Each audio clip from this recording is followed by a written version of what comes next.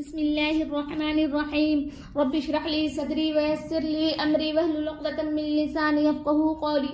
ربی یسر ولا تعسر وتمم بالخیر وبک نستعین یا فتاح۔ السلام علیکم ورحمۃ اللہ۔ کیسے ہیں آپ لوگ؟ امید ہے کہ آپ لوگ خیریت سے ہوں گے۔ الحمدللہ ہم بھی بالکل ٹھیک ہیں۔ آج ہم آپ لوگوں کی خدمت میں قرآن اور حدیث کی روشنی میں سنن اور نوافل نمازوں سے متعلق چند احادیث پیش کرنے والے ہیں۔ قرآن کی روشنی میں جیسا کہ اللہ تبارک و تعالیٰ نے اپنے قرآن میں آپ صلی اللہ علیہ وسلم کو خطاب کرتے ہوئے فرمایا وَمِنَ اللَّيْلِ فَتَهَجَّدْ بِهِ نَافِلَةً لَكَ عَسَىٰ أَن يَبْعَثَكَ رَبُّكَ مَقَامًا مَحْمُودًا کہ آپ رات کے بعض حصے میں بیدار ہو کر تہجد کی نماز پڑھا کریں، جو کہ آپ کے لیے 5 نمازوں کے علاوہ ایک زائد نماز ہے۔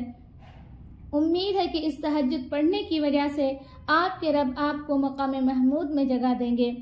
قیامت میں جب سب لوگ پریشان حال ہوں گے تو آپ صلی اللہ علیہ وسلم کی سفارش پر اس پریشانی سے نجات ملے گی اور حساب و کتاب شروع ہوگا۔ اس سفارش کے حق کو مقام محمود کہتے ہیں۔ اسی طرح سے اللہ تبارک و تعالیٰ نے ایک دوسری جگہ پر ارشاد فرمایا وَالَّذِينَ يَبِيتُونَ لِرَبِّهِمْ سُجَّدًا وَقِيَامًا کہ اللہ تعالیٰ نے اپنے نیک بندوں کی ایک صفت یہ بیان فرمائی کہ وہ لوگ اپنے رب کے سامنے سجدے میں کھڑے ہو کر رات گزارتے ہیں۔ اسی طرح سے اللہ تبارک و تعالیٰ نے ایک دوسری جگہ پر ارشاد فرمایا تتجافى جنوبهم عن المضاجع يدعون ربهم خوفا وطمعا ومما رزقناهم ينفقون فلا تعلم نفس ما أخفي لهم من قرة أعين جزاء بما كانوا يعملون کہ وہ لوگ راتوں کو اپنے بستروں سے اٹھ کر اپنے رب کو عذاب کے ڈر سے اور ثواب کی امید سے پکارتے رہتے ہیں، یعنی نماز ذکر دعا میں لگے رہتے ہیں اور جو کچھ ہم نے ان کو دیا ہے اس میں سے خیرات کیا کرتے ہیں۔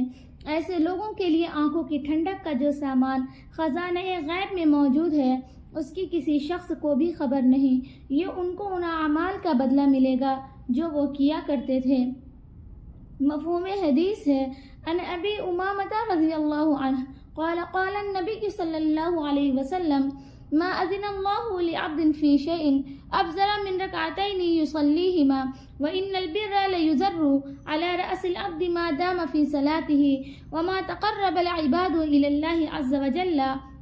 بمثل ما خرج منه قال ابو النضر یعنی القرآن رواہ الترمذی۔ حضرت ابو امامہ رضی اللہ تعالی عنہ سے مروی ہے کہ آپ صلی اللہ علیہ وسلم نے ارشاد فرمایا اللہ تعالیٰ کسی بندے کو 2 رکعت نماز کی توفیق دے دے،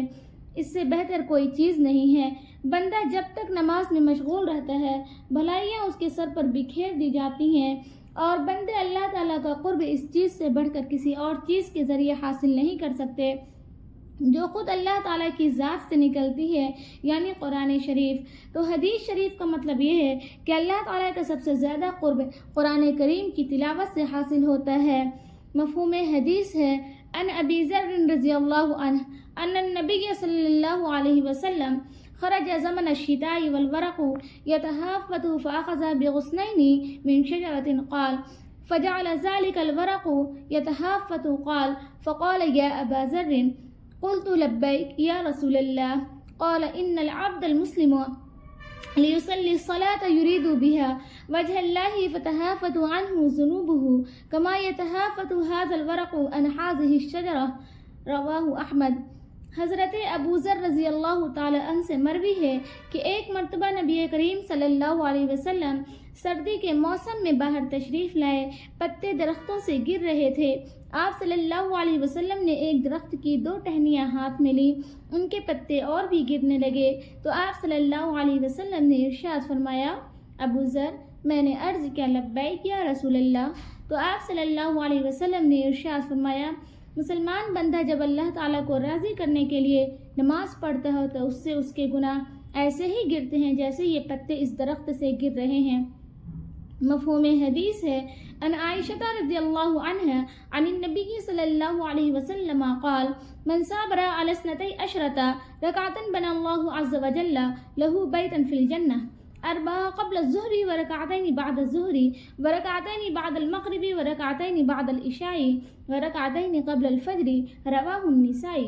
حضرت عائشہ رضی اللہ عنہ آپ صلی اللہ علیہ وسلم کا ارشاد نقل کرتے ہوئے فرماتی ہیں کہ جو شخص 12 رکعتیں پڑھنے کی پابندی کرتا ہے اللہ تعالیٰ اس کے لیے جنت میں محل بناتے ہیں۔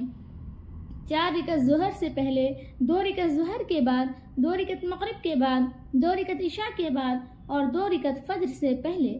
مفہوم حدیث ہے ان عائشہ رضی اللہ عنہا ان النبی صلی اللہ علیہ وسلم لم يكن على شيء من النوافل اشد مؤاخذة منه على ركعتين قبل الصبح، رواہ مسلم۔ حضرت عائشہ رضی اللہ تعالی عنہ سے مروی ہے کہ نبی کریم صلی اللہ علیہ وسلم کو نوافل میں سے کسی نماز کا اتنا زیادہ اہتمام نہ ہوتا تھا جتنا کہ فجر کی نماز سے پہلے 2 رکعت سنت پڑھنے کا اہتمام کرتے تھے۔ مفہوم حدیث ہے ان عائشہ رضی اللہ عنہا عن النبی صلی اللہ علیہ وسلم انه قال في شأن الركعتين عند طلوع الفجر لهما احب الي من الدنيا جميعا، رواہ مسلم۔ حضرت عائشہ رضی اللہ تعالی عنہ سے مروی ہے کہ آپ صلی اللہ علیہ وسلم نے فجر کی 2 رکعت سنتوں کے بارے میں ارشاد فرمایا، یہ 2 رکعتیں مجھے ساری دنیا سے زیادہ محبوب ہیں۔ مفہوم حدیث ہے ان ام حبیبہ بنت ابی سفیان رضی اللہ عنہ قالت قال رسول اللہ صلی اللہ علیہ وسلم من حافظ على 4 رکعات قبل الظہر و4 بعدها حرمه اللہ تعالی النار، رواہ مسلم۔ حضرت ام حبیبہ رضی اللہ تعالی عنہ سے مروی ہے کہ آپ صلی اللہ علیہ وسلم نے ارشاد فرمایا،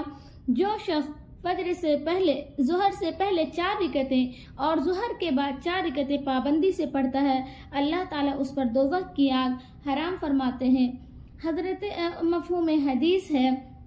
عن ابی ہریرہ رضی اللہ عنہ قال سمعت رسول اللہ صلی اللہ علیہ وسلم یقول ان اول ما يحاسب به العبد يوم القیامة من عمله صلاته فإن صلحت فقد أفلح وأنجح وإن فسدت فقد خاب وخسر فإن انتقص من فريضته شيء قال الرب عز وجل انظروا هل لعبد من تطوع فيكمل بها من انتقص من الفريضة ثم يكون سائر عمله على ذلك، رواہ الترمذی۔ حضرت ابو ہریرہ رضی اللہ تعالی عنہ سے مروی ہے کہ میں نے آپ صلی اللہ علیہ وسلم کو ارشاد فرماتے ہوئے سنا، قیامت کے دن آدمی کے اعمال میں سب سے پہلے نماز کا حساب کیا جائے گا۔ اگر نماز اچھی ہوئی تو وہ شخص کامیاب اور بامراد ہوگا، اور اگر نماز خراب ہوئی تو وہ شخص ناکام اور نامراد ہوگا۔ اگر فرض نماز میں کچھ کمی ہوئی تو اللہ تعالیٰ ارشاد فرمائیں گے، دیکھو کیا میرے بندے کے پاس کچھ نفلیں بھی ہیں جن سے فرضوں کی کمی پوری کر دی جائے۔ اگر نفلیں ہوں گی تو اللہ تعالیٰ ان سے فرضوں کی کمی پوری فرما دیں گے۔ اس کے بعد پھر اسی طرح باقی اعمال یعنی روزہ، زکوٰۃ وغیرہ کا حساب ہوگا، یعنی فرض نمازوں کی کمی نفل روزوں سے پوری کی جائے گی اور فرض زکوٰۃ کی کمی نفل صدقات سے پوری کی جائے گی۔ مفہوم حدیث ہے عن عبداللہ رضی اللہ عنہ قال قال رسول اللہ صلی اللہ علیہ وسلم فضل صلاة اللیل علی صلاة النہار کفضل صدقۃ السر علی صدقۃ العلانیہ۔ حضرت عبداللہ رضی اللہ تعالی عنہ سے مروی ہے کہ آپ صلی اللہ علیہ وسلم نے ارشاد فرمایا، رات کی نفل نماز دن کی نفل نماز سے ایسے ہی افضل ہے جیسے کہ چھپ کر دیا ہوا صدقہ علانیہ صدقہ سے افضل ہے۔ مفہوم حدیث ہے عن ابی امامۃ الباہلی رضی اللہ عنہ عن رسول اللہ صلی اللہ علیہ وسلم قال علیکم بقیام اللیل فإنه داب الصالحین قبلکم وهو قربۃ لکم الی ربکم ومغفرۃ للسیئات ومنہاۃ عن الاسم۔ حضرت ابو